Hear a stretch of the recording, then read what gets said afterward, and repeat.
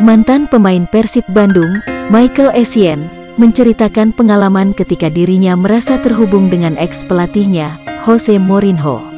Michael Essien sempat jadi sorotan banyak pihak di Indonesia saat kedatangannya ke Persib Bandung pada 2017. Hal tersebut terbilang wajar mengingat Essien merupakan pemain yang telah melanglang buana di berbagai klub besar. Semasa bermain, Essien tercatat pernah membela 8 klub di 7 negara yang berbeda. Namun, masa keemasan pemain asal Ghana itu terjadi ketika dia memperkuat Chelsea. Dalam kurun 8 musim bersama The Blues, tahun 2005 sampai tahun 2014, dia menjuarai 2 kali Liga Inggris, 4 Piala FA, 1 Piala Liga Inggris, 1 Community Shield, dan trofi terakbar Liga Champions tahun 2011 sampai tahun 2012. Di klub yang bermarkas di Stamford Bridge itulah Essien bertemu dengan Jose Mourinho. Setelah berkarir bersama beberapa pelatih di banyak klub, Essien tampaknya begitu terkesan dengan Mourinho. Mourinho adalah orang yang memikat Essien ke sepak bola Inggris dari Olympique Lyon pada tahun 2005. Essien terus tampil menonjol di bawah asuhan Mourinho, terutama pada tahun 2006 sampai tahun 2007. Meskipun The Blues menyerahkan mahkota Liga Inggris kepada Manchester United, mereka masih dapat meraih penghargaan Piala FA dan Piala Liga Inggris.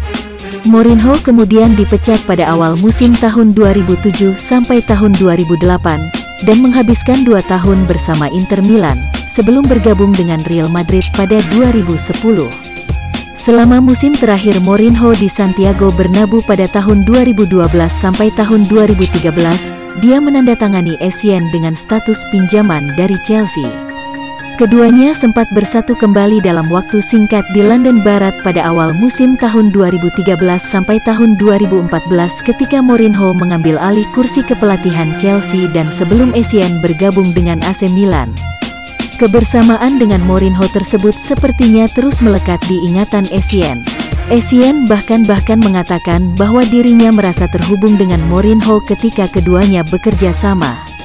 Sosok yang bermain dengan Persib selama 1 tahun ini juga mengungkapkan, pelajaran manajemen dari Mourinho membantunya untuk memulai karir kepelatihannya sendiri. Seperti diketahui, Essien kini menjadi staf pelatih klub Denmark, FC Nordsjælland, setelah menutup karirnya bersama klub Azerbaijan, Sabail, pada tahun 2019 sampai tahun 2020. Saya telah bermain di bawah begitu banyak pelatih dan setiap orang berbeda, kata Essien, dikutip bolasport.com dari Goal International. Saya akan mengambil Mourinho sebagai contoh, saya merasa sangat terhubung dengannya. Dia adalah seorang pemenang. Dia memberi Anda detail taktis dan memastikan itu sangat jelas sehingga ketika Anda berada di lapangan Anda tahu apa yang harus dilakukan. Itu salah satu hal yang akan saya bawa dan mudah-mudahan saya dapat menyampaikannya kepada para pemain jika suatu hari nanti saya menjadi seorang pelatih. Saya tidak berpikir saya akan melakukan transisi menjadi pelatih. Ketika saya bermain, saya selalu berkata, tidak, saya tidak ingin menjadi pelatih. Akan tetapi, jika Anda sangat menyukai permainan ini, Anda selalu berusaha untuk ikut serta. Jadi 2 atau 3 tahun lalu saya berkata bahwa saya akan mendekati akhir karir saya dan saya ingin belajar tentang sisi kepelatihan dari permainan. Itu akan memberi saya kesempatan untuk berada di lapangan dan berada di sekitar para pemain. Sebenarnya ketika saya mulai melakukannya, itu adalah sesuatu yang ingin saya lakukan. Seluruh proyek di sini sangat bagus untuk transisi saya ke sisi kepelatihan, ucapnya mengakhiri.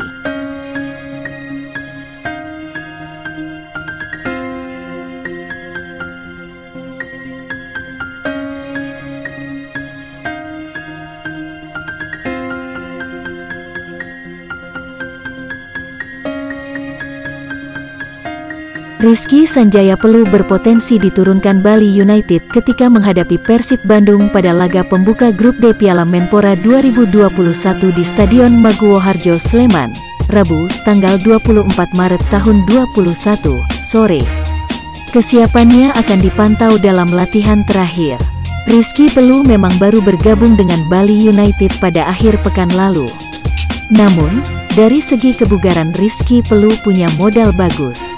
Sebelum terbang ke Bali, Rizky Pellu lebih dahulu mengikuti pemusatan latihan Timnas Indonesia U23 di Jakarta. Hal inilah yang membuat Rizky Pellu berpotensi tampil. Apalagi Ikadek Agung Witniana dan Muhammad Sidik Saimima belum memungkinkan tampil pada laga melawan Persib. Keduanya mengalami cedera setelah pulang dari pemusatan latihan Timnas U23. Pelatih Bali United, Stefano Cugurateco, mengatakan penentuan 11 pemain pertama bergantung pada sesi latihan terakhir, Selasa, tanggal 23 Maret tahun 2021. Teco memastikan Rizky Pellu bisa saja tampil. Kita masih lihat di dalam latihan. Masih ada satu kesempatan untuk melihat kondisi fisiknya. Bisa bicara sama dia sebelum pertandingan, ucap Teco, Senin, tanggal 22 Maret tahun 2021. Namun, Teco menyadari bahwa Piala Menpora 2021 bukan tujuan utama Bali United. Turnamen pramusim ini merupakan bagian dari persiapan menuju Liga 1 dan Piala AFC 2021. Kebugaran pemain tentu menjadi faktor utama untuk ditampilkan sejak menit pertama. Ketika kondisi belum fit 100%, potensi cedera bisa datang. Tentu situasi ini tak diharapkan Bali United yang bersiap menuju Piala AFC 2021. Ketika dia pikir kondisinya sudah bagus, kemungkinan kita bisa turunkan dia di lapangan. Tapi ketika dia pikir belum siap, jangan paksa, tutur Teco. Rizky Pellu bisa menempati 3 posisi berbeda, mulai dari gelandang bertahan, gelandang sentral, hingga gelandang serang. Kemampuan ini membuat peluangnya menjalani debut bersama Bali United sangat terbuka. Dia bisa bantu lebih dari satu posisi. Kita harus lihat sesuai kebutuhan tim seperti apa, kita lawan siapa, untuk mengetahui dia bisa bantu tim di posisi apa, kata Teco. Kemungkinan lainnya, Rizky Pellu akan masuk sebagai pemain pengganti. Posisi gelandang akan dihuni Fadil Sausu, Haryono, serta Diego Asis. Ketiga pilar ini tampil pada paruh pertama saat Bali United uji coba melawan Timnas Indonesia U23 pada tanggal 7 Maret tahun 2021. Menarik untuk melihat apakah Rizky Pellu tampil melawan Persib Bandung. Sebelum resmi bergabung dengan Bali United, Rizky sempat dirumorkan reuni dengan Robert Rene Albert di Persib. Keduanya sempat bersama di PSM Makassar.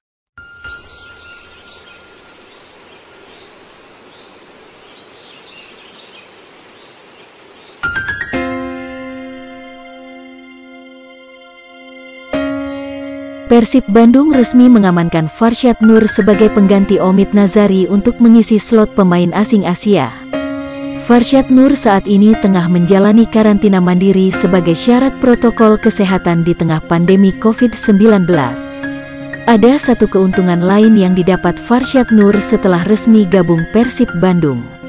Keuntungan itu adalah followers atau pengikut Instagram Farshad Nur meningkat tajam dan masih terus bergerak. Hanya saja fenomena tersebut bukan yang baru. Pasalnya setiap pemain baru Persib Bandung akan mendapatkan hal yang sama, apalagi untuk pemain asing. Dilansir tribunwow.com, followers Instagram Farshad dengan nama akun @farshadnor8 saat ini sudah mencapai 46,3 ribu, per Selasa, tanggal 23 Maret tahun 2021, pukul 9 waktu Indonesia Barat. Jumlah tersebut begitu mencolok, jika dibandingkan dengan sebelum gabung Persib Bandung ataupun sebelum adanya rumor gabung Maung Bandung. Kenaikan pengikut Instagram Farshad Nur sudah mulai terlihat sejak sang pemain dikaitkan dengan Persib Bandung. Terakhir, sebelum resmi diumumkan sebagai pemain Persib Bandung, Sabtu, tanggal 20 Maret tahun 2021, pengikutnya masih di angka 10 ribuan. Dapat disimpulkan bahwa para pendukung Persib Bandung, yakni bobotoh berbondong-bondong mulai mengikuti akun Farshad Nur yang diharapkan bisa memenuhi ekspektasinya. Selain dari segi pengikut yang melejit, unggahan dari Farshad Nur juga mulai ramai. Pada unggahan terakhir saja, terdapat 12.2.000 suka dan 4.144 komentar. Isi dari komentar tersebut kebanyakan mengucapkan selamat datang kepada Farshad Nur yang secara resmi sudah menjadi pemain Persib Bandung. Kondisi itu jelas begitu kontras dengan postingan-postingan sebelumnya, yang wajarnya mendapatkan like tidak lebih dari 1000, bahkan tidak ada komentar yang muncul.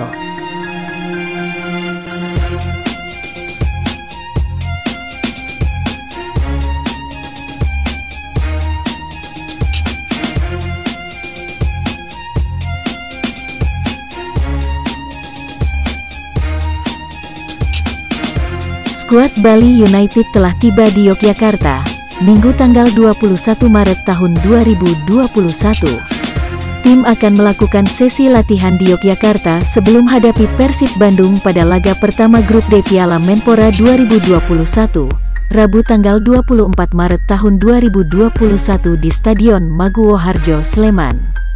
Jelang bentrok dengan Maung Bandung, tampaknya pelatih Bali United, Stefano Cugurateco sudah mempelajari betul skuad Persib. Dia menyampaikan hal ini saat memimpin latihan tim di Stadion Maguwo Harjo, Sleman, Senin tanggal 22 Maret tahun 2021. Kita harus respek dengan Persib Bandung. Lawan punya lini belakang bagus. Karena tim besar yang memiliki pemain yang sudah tahu liga, dan sudah sering bertemu, tegas mantan pelatih Persija Jakarta ini. Sementara itu, ia juga menjelaskan kondisi kebugaran pemain yang disampaikan pelatih Stefano Cugurateco jelang bentrok Persib. Saat ini ada beberapa pemain yang cedera. Seperti beberapa pemain yang balik dari timnas U23 cedera yakni Kadek Agung, Sidik Saimima. Kita punya Leonard Tupamahu juga cedera, kata Teco kemarin. Meski demikian, Teco mengaku masih memiliki waktu beberapa hari untuk recovery para pemain. Khusus Saimima, sudah lama menjalani pemulihan cedera di pinggir lapangan. Namun Teco tetap membawa dalam lawatan ke Yogyakarta. Kita masih punya waktu untuk mereka recovery. Pemain dari timnas, seperti Saimima sudah lama tidak latihan, hanya berada di pinggir lapangan sama fisioterapi, kata Teco. Selain Sidik Saimima, beberapa pemain lainnya masih cedera yakni Kadek Agung, Komang Tri, Kadek Dimas, Leonard Tupamahu. Mereka tetap dibawa ke Yogyakarta kecuali pemain muda Bali, Komang Tri Arta.